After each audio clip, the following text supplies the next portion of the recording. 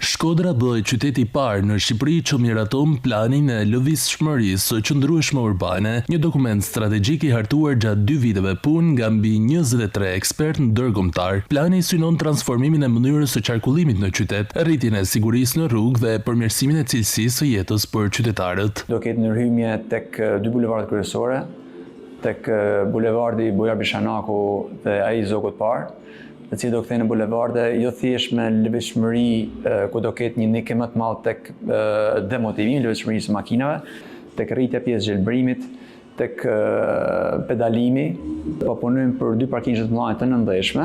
Transporti publik është një plan vetë tashti, e cila do fokusohet tek plani i qartë i lëvizjes me urban elektrik. Gjatë intervistës për Radio Televizionin Publik Shqiptar, zëvendës kryetari Beka ndalet edhe te mënyra se si ky plan do të prek aktivitetin ekonomik në qytet. Do vendosin orare për sa i përket fashave të furnizimit për shembull.